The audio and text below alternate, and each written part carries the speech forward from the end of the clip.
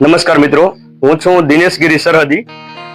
આજે વાવની નજીક આવેલો વિસ્તાર હરિપુરા પ્લોટ વિસ્તાર, ત્યાં આગળ કાલિદાસ બાપુ નામના સંત જેવો જીવન જીવતા વ્યક્તિ સતત 40 વર્ષથી ભજનો સાથે જોડાયેલ વ્યક્તિ છે. આજે આપણે એમની મુલાકાત કરીએ, એમના જીવનના અનુભવો, એમની જગ્યા વિશે અને ભજન વિશે વાતો કરીએ. તો ચાલો એમની સાથે જઈ અને એમના જીવન વિશેની વાતો કરીએ.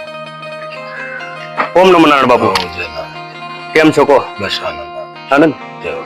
હવે અમારા ઘણા બધા મિત્રોનો ફોન આવ્યો અને એમને વાત કરી કે આપ વાવના હરિપુરા પ્લોટ વિસ્તારમાં કાલિદાસ બાપુ ભજન કરી રહ્યા છે, એમને આપ મળો. તો અમારે આપને એ રીતે મળવાનું થયું છે. અમારી એવી અપેક્ષા છે કે આપ તમારા જીવન વિશે, ભજન વિશે વાતો કરો. તો પેલો જ બાપુ આપને પ્રશ્ન પૂછવાનો થાય કે આપના વતન, આપ ક્યાં મૂળ વતન છે અને અહીંયા કેટલા વર્ષથી રહો છો, શું છે એ વિશે જરા વાત કરો. અમારો મૂળ વતન છે રાજસ્થાન. રાજસ્થાનમાં સુરાજન, એ હાંચોર જિલ્લામાં આવ્યો, જાલોર જિલ્લામાં. પછી અમારે મા બાપ અહીં મજૂરી કરતા, ફેરી કરતા. હું 8 વર્ષનો હતો ને વાવમાં આવ્યા હતા. એ આઈને રહ્યા એટલે ફાવી ગયો. પાછા અમે રાજસ્થાનમાં ગયા જ નહીં. અમારો આધાર કાર્ડ છે કોઈ બીજો ત્રીજો અહીં બની ગયો. પેલી રહેતા અહીં 4 રસ્તાથી પાણી ટાંકા પાય થી અહીંયા હરસિંહભાઈ જીવો ચાડીઓ આવીને મને રાહતના થતી ઇન્દિરાના પ્લોટ હતા, મળતા હતા. એ પ્લોટ આપી દીધા. ત્યાંથી હું 25 વર્ષનો થયો હતો. એક જ દીકરો હતો 1.5 વર્ષનો. મને એક સાધુ મળી ગયા. સાધુ કીધું તમે કેટલા ભાઈ છો? મેં કીધું એક જ. બેન હું 5. તો તમે લાડકા છો? મેં કીધું કે તમારો જીવન જાતો હોય તો કોણ ભેગો જાય છે? કોઈ નહીં. તો કે શ્યાના લાડકા? ભગવાનનો ભજન જ કરો. એ લાગણીથી લાગી એટલે અમે આ ભજનમાં પ્રવેશ કર્યો. તો લગભગ 40 વર્ષ જેવા થયા બાપુ આ જગ્યા પર રહો છો? હાજી. હવે મેં અહીંયા આવ્યો તો જોયું તો અહીંયા એક બહુ સરસ આધ્યાત્મિક વાતાવરણ જેવું મને લાગ્યું. અહીંયા 1-2 જગ્યાએ ધૂણા લગાવેલા છે. દર્શક મિત્રો, આપને પણ હું એ ધૂણાનું દર્શન કરાવીશ. તો ધૂણા વિશે વાત કરો. આ દરેક જગ્યાએ જ્યાં આપણે જઈએ, જો સંતો મહંત હોય એ જગ્યાએ એક ધૂણી તો હોય જ છે. તો ધૂણી શું છે એની વિશે જરા વાત કરો. ધૂણી એવી છે કે અગ્નિ ચેતન હોય ને તો અગ્નિ માથે કોઈ કઈ અને કોઈ સંકટ આવવા દે નહીં, એક તો એ છે. પછી સાધુને ધૂણી તો જોઈએ જ. પણ ધૂણી, આ જે ધૂણા છે 2 પ્રકારના છે. બરાબર. એક ધૂણો શિવનો આવે, 3 પાવથીનો ગોળ. બરાબર. અને શક્તિ નો ચોરસ આવે, એ 3 પાવથીનો જ આવે. બરાબર. આ 2 ધૂણા હોય. બરાબર. એ આ શિવનો ધૂણો 3.25 હાથ ઊંડો હોવો જોઈએ. બરાબર. એના વિશે 12 વર્ષ સુધી ચાલુ રાખવો પડે અગ્નિ. કે તો 6 વર્ષ નકા 12 વર્ષ. અમે એની 6 વર્ષ અગ્નિ ચાલુ રાખી, રાત દિવસ. અને હવે સાંજ સવારે નાળેર લાવી 2 ધૂણામાં એને ચેતન કરીએ છીએ, આરતી કરીએ છીએ, અગરબત્તી કરીએ છીએ. એ 2 લઈ આ જવાબ ધૂણા વિશેનો તો આ છે. બરાબર. એટલે આ 2 જગ્યાએ ધૂણા છે, 2 અલગ અલગ છે. બરાબર. 2 અલગ. એ દેવીઓનો છે. જી. દેવી એટલે શક્તિ. જી. શિવ એટલે આ દેવ.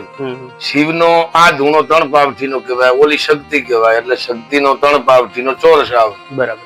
એ દેવીઓનો. બરાબર છે. બાપુ, આ અલગ અલગ સંપ્રદાયો, પંથો અને અલગ અલગ પ્રકારની બંદગી, આ બધું સંતો મહંતોની અલગ અલગ પ્રણાલીઓ છે. જી. એમાં આપ એમાં કઈ રીતે શું માનો છો? હવે અમારો પંથ હંસ નિર્વાણ છે. અચ્છા. એમાં પંથ ઘણા આવે છે. જી. નાથજીને નાથ પંથ આવે, એની બંદગી આવે આદેશ.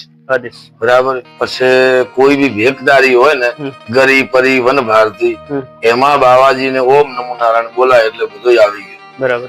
અને અમારે હંસ નિર્વાણમાં બંદગી હોવી જોઈએ ઓમ શ્રી જય હંસ નિર્વાણ. હવે ઓમ એટલે ઓમ આખા જગતમાં શિવના ગુરુ છે ઓમ. બરાબર. એટલે બધું આવી ગયું. ઓમ શ્રી નામ કલ્યાણ નો છે, જે નામ કલ્યાણ નો છે. બરાબર. પછી આ હંસ ને નિર્વાણ કરો. ઓમ શ્રી જય હંસ નિર્વાણ. એટલે હંસ ને નિર્વાણ કરો તો જ પાર પોકશે, નકા પોકે નહીં બંદગી, એમ કહી દીધું. બાબુ, ભજનોની અંદર જે આપણો જીવ છે, આત્મા છે, એને ઘણી વખત આપ જોશો તો હંસ સાથે સરખવામાં આવે છે કે હંસલો આવ્યો, હંસલો ગયો, હંસા હાલો રે સદગુરુજીના દેશમાં. તો આ હંસ આ બધું આ કઈ રીતે છે? હંસ ને જીવના આ વિશે મારે હવે આનો આમ છે જી કે જે અજાણ છે ને સમજ નથી ને ત્યાં સુધી જીવપણો કહેવાય છે. બરાબર. જે સમજી જાય છે ને એટલે હંસ કહેવામાં આવે. ઈ ગતિ જીવની છોડી દે છે. તારો મારો હા ના ઈ છે ને એટલા સુધી જીવ છે. અને ઈ ગતિ બધું સર્વે મીરાબાઈ ને પૂછ્યો તો કે મીરાબાઈ તમારો કુટુંબ કેટલો? કે હું જે આંખે દેખું એટલો કુટુંબ. ઈ હંસ ગતિ થઈ જાય છે. બરાબર. એટલે આ જીવ ગતિમાંથી હંસ ગતિ બના નાથે કીધો લગ રહ્યો જીવ શિવ કે મય. જો શિવ પણ થઈ જાય હંસ થઈ જાય છે. બરાબર. એ ગુરુમુખી નું કામ છે. બરાબર છે. લગભગ 40 વર્ષ કરતા વધારે ઉંમરથી આપ ભજન કરો છો. તો ઘણા બધા ગાયકો ઘણા બધા ભજનીકો સાથે આપણે મળવાનું થયું છે. તો એ જરા યાદી કરાવો અથવા એ વિશે વાતો કરો. શરૂઆત સ્ટાર્ટિંગ અમારી ગામની જે મહેશ ભગત બટુક મોરાલ છે ત્યાંના ભેગા ઈ અમે મજીરા વગાડતા. પછી થોડો શીખ્યા બધું ભેદ. પછી કાણોઠી જે મગનપુરી હતા ત્યાં જાતા ગાવવા. પોતે અહીંયા આવતા. પછી જાલમપુરી બુકણા જે આ ગૌશામિયા મહાન ગવિયા છે બે. પછી રાજસ્થાનમાં અમે તોગારામ કને ગળે જતા ભજન કરાયા. ત્યાં ભજન કર્યા. પછી ત્યાંથી આયા એટલે અહીં વેડિયા ગામ છે બાખારભાઈ ત્યાં ભજન કરેલા. પછી આમ ગુજરાતમાં રાધનપુર શામાં ગૌરી શંકર મહારાજ અહીંયા સનાળ રહેતા અહીંયા ભજન કરવા જતા પૂનમે. પછી અહીં હીરારામ રહે છે નેમોળી. હીરારામ આ મહાન ભક્તો છે. બરાબર. એટલે મતલબ આટલા વિસ્તારના લગભગ તમામ મોટા ભજનીકો સાથે આપણે કામ કરવાનું છે. રાજસ્થાનની અંદર તોગારામ આર્ય એક બહુ મોટું નામ છે. અત્યારે તો એ વ્યક્તિ યાદ નથી પણ એના જે બાબુજી રાઠોડ ની બીજી જે કથાઓ છે એ લગભગ બહુ અજોડ કથાઓ એમણે આપી છે. કેસેટ નો જમાનો હતો એ વખતે. એના દીકરો ગાવે છે ભજન હાલમાં તોગારામ નો. જી સારો છે. બરાબર. તો એમની સાથે આપણે ભજન ગાવેલા ઈ ઢોલક બજાડેલા. ઢોલક બજાવે છે મારા ઢોલક બજાવતા ભજનોય ગાયા હતા. બરાબર. કલાકાર સારો છે. બરાબર. તો ઘણા બધા ભજનીકો સાથે આપણે કામ કર્યું છે. પણ શરૂઆત કોઈ ભજન થી આપને થઈ છે? આપ કોઈ ભજન એવું હશે કે જેને આપને થોડું ગમતું હશે અથવા શરૂઆતમાં તમે ગાવતા હશો એના કારણે તમને એમાં થોડુંક ગાવામાં રસ પડ્યો છે? તો એવું કોઈ કયું ભજન? ઈ ભજન એવો છે ને દાસ સવાનો એ ગુરુજી અમને ચરણામાં લેજો. શરૂઆત સ્ટાર્ટિંગમાં મારો બહુ એના ઉપર હેત ભજન ઉપર. અહીંયાથી મારો સ્ટેન્ડ ચાલ્યો. કોઈ ભજન હું ગાઈ શકું અત્યારે કોઈ બી. બરાબર. એટલે સાયરે સતગુરુજી મારા ચરણોમાં લેજો. બરાબર. તો હવે એવી ઈચ્છા છે કે ભજન આપ સંભળાવો તો અમારા દર્શક મિત્રોને. ભટકેલા એ મનની ગુરુજી ભૂલને સુધારજો. સમજણની સીધી અમને દેજો ગુરુજી અમને ચરણોમાં લઈજો. કાયા પડશે રે અંશો ક્યાં જઈશ માસે. ઈ ઘર બતલાવી અમને દેજો રે ગુરુજી મારા ચરણોમાં લેજો. બાબુ આપણે ભજન બહુ સરસ ગાયું પણ મેં જોયું કે આપણે શામાં જોયું નથી, મોઢે ગાયું છે ભજન. તો આપ ભણેલા અભ્યાસ આપનો કેટલો? નહીં ભણેલો ગતો નહીં બાબુ. નથી ભણેલા બિલકુલ? બિલકુલ નહીં, અંગૂઠા છાપ. અને તો ભજનો આપને કેટલો આવડતો છે? ભજન 200 મને આવડે છે પણ જ્ઞાનમાં એમ કે છે કે હરદમ શાસકુ સમરો મન પવના દોનું માળા સદગુરુ દીન દિયાળા. વાહ. જે હરદમ લાગી જાય છે ને પછી કીધું જ્ઞાન કી નદી ચલે ગઢ ભીતર નિત નિત કરે હુબાકા. પણ નદીઓ મેં સંત નાવે પ્રેમથી મારો ધુબાકા. આ બધું જાગ્રત બળા છે. વાહ વાહ વાહ, ક્યા બાત. બહુ સરસ. એટલે એવો છે આનો તો કોઈ ભણતર નો કામ નથી. હરદમ જેને ખુલી જાય પરમાત્માની દયા હોય એને તો બધું આવડે. વગર ભણ્યા પણ બધું આવડે. એવું સરસ. વાહ. તો બાપુ દર્શક મિત્રો આપણે જોયું કે બિલકુલ બાપુને અક્ષર જ્ઞાન નથી, તેમ છતાં 200 કરતા વધારે ભજનો એમને મોઢે આવડે છે. અત્યારના આપણે ભણેલા કલાકારો 5 ભજન પણ મોઢે બોલવા તો આપણને ફાવવા પડે, આપણે ડાયરી રાખવી પડે છે, આપણે નોટ રાખવી પડે છે. તો એક બાપુ માંથી પ્રેરણાદાયી વાત છે. તો બાપુ દરેક ને જીવનમાં કંઈક આગળ વધવાનું, કંઈક નવું કરવાની મહત્વાકાંક્ષા હોય છે. આપે લગભગ 40 વર્ષ કરતા વધારે ભજન ગાવે છે. હવે આપને કંઈક એવું કામ કરવાનું કે એવું કઈ મનમાં ઈચ્છા છે કે મારે આ જ કરવું છે? જી જી, મારી ઈચ્છા છે બાપુ જીવન તક જે ગવરાઈને ત્યાં સુધી ભજન ગાવવો છે અને સાંભળવો છે. બે જ ઈચ્છા છે, બાકી કોઈ નહીં છે. માત્ર બસ ભજન જ ગાવા છે? ભજન નહીં. વાહ. તો એક મોટી ત્યાગની વાત થઈ કે જીવનના અંત સમય સુધી સાંભળવો અને ગાવો. સાંભળવું અને ગાવું. વાહ, બહુ સરસ અને પ્રેરણાદાયી વાત છે બાપુ. બાપુ, આપના જીવનમાંથી ઘણું બધું પ્રેરણાદાયી વાતો છે. જી જી. અત્યારના નવા ભજનીકો, નવા યુવાનો જે પોતે આ ક્ષેત્રમાં આવવા માંગે છે અથવા કંઈક જીવનમાં કંઈક પ્રગતિ કરવા માંગે છે, તો આપ યુવાનોને શું માર્ગદર્શન આપશો? યુવાનને એવો છે બાબુ, એને એવું કહેવામાં આવે તમે ગુરુ કરાવો, ધર્મનો માર્ગ જાણો, વેદ શાસ્ત્રો જાણો, તો આપણને ખબર પડે, જગતમાં નકા ખબર પડે નહીં. ભક્તિનો એવો છે ને, રાવણે 3 માણસો મેલ્યા હતા કે એને જઈને હવન બંધ કરાવી આવો વિશ્વામિત્ર ને.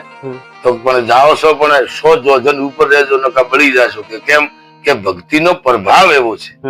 એટલે ભક્તિમાં જે ઉતરી જાય ને ગુરુમુખી થઈ, તો એનું જીવન સુધરી જાય, સફળ થઈ જાય.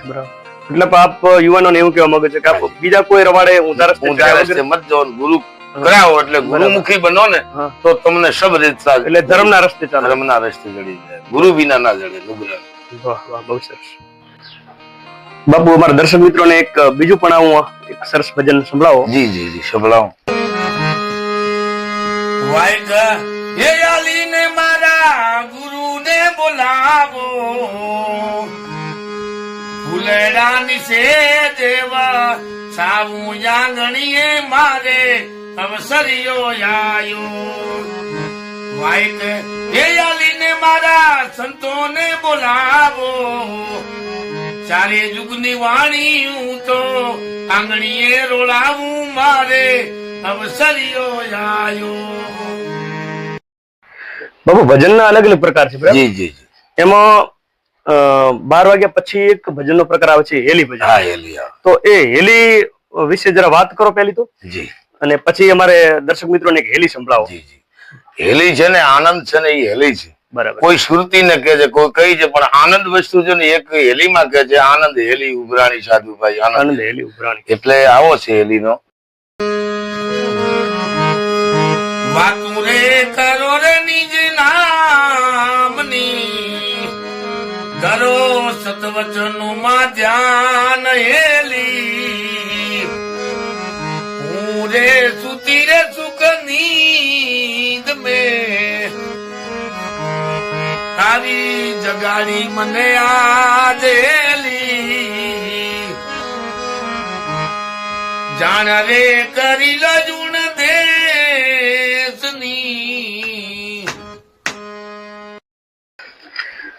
તો બાપુ, આપે અમારા દર્શક મિત્રોને ખૂબ સરસ આપના આશ્રમ વિશે, આપની જગ્યા વિશે, ધર્મ વિશે, ભજનો વિશે વાતો કરી. એ બદલ આપનો ખૂબ ખૂબ આભાર. આપે કિંમતી સમય ફાળવ્યો એ બદલ અમારા દર્શક મિત્રો વતી અમે આપનો આભાર માનીએ છીએ. ખૂબ ખૂબ આભાર બાપુ.